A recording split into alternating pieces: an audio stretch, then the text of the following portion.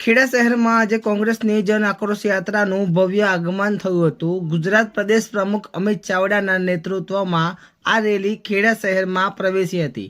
યાત્રાના પ્રારંભે અમિત ચાવડાએ ખેડા મેરડી માતાજી મંદિરે દર્શન કરી આશીર્વાદ મેળવ્યા હતા। ત્યારબાદ યાત્રાને ઔપચારિક રીતે આગળ વધારવામાં આવી હતી। આ પ્રસંગે કોંગ્રેસના અગ્રણીઓમાં વિરોધ પક્ષના નેતા તુષાર ચૌધરી, વિમલ શાહ, કાળુસિંહ ડાભી, નટવરસિંહ મૈડા, સંજય પટેલ, મહેન્દ્રસિંહ રાણા, રમણસિંહ, ખેડા શહેર કોંગ્રેસ પ્રમુખ મહેન્દ્ર માલી તથા શહેર મહામંત્રી દિનેશ સુથાર સહિત મોટી સંખ્યામાં કાર્યકરો ઉપસ્થિત રહ્યા હતા। મેરડી માતાજીના મંદિરથી શરૂ થયેલ યાત્રા ભગતસિંહની પ્રતિમા સુધી પહોંચી હતી, જ્યાં અમિત ચાવડાએ પુષ્પાંજલિ અર્પણ કરી શહીદોને નમન કર્યું હતું। ત્યારબાદ યાત્રા ખેડા શહેરમાંથી પસાર થઈ સરદાર વલ્લભભાઈ પટેલની પ્રતિમાને પુષ્પહાર પહેરાવી વંદન કરવામાં આવ્યું હતું। આ તમામ કાર્યક્રમો પૂર્ણ થયા બાદ જન આક્રોશ યાત્રા હાઈવે માર્ગ તરફ માતર તરફ રવાના થઈ હતી। ભેદભાવ ન્યૂઝ રિપોર્ટર વિશાલ માલી।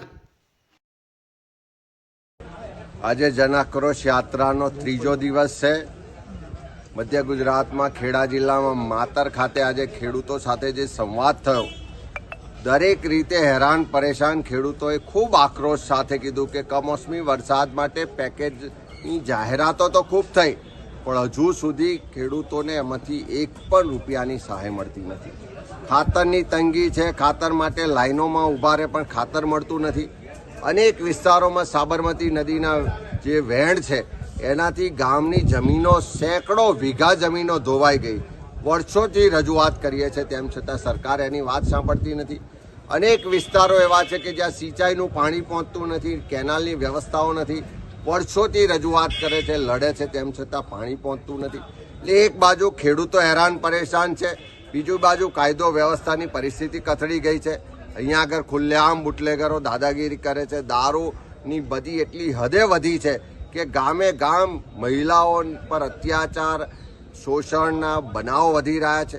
બધી જ રીતે આ વિસ્તારના લોકો ત્રસ્ત છે અને યુવાનોને રોજગાર માટે છેક માતરથી શરૂ કરીને અહીંયા આગળ અમદાવાદ સુધી જવું પડે। અહીંયા સ્થાનિક રોજગારનો અભાવ છે। બધા જ વર્ગ વિસ્તારના લોકો આજે એકી અવાજે આ આક્રોશ યાત્રામાં જોડાઈ અને આવનારા સમયમાં સંગઠિત થઈને લડવા માટેનો સંકલ્પ વ્યક્ત કરી રહ્યા છે।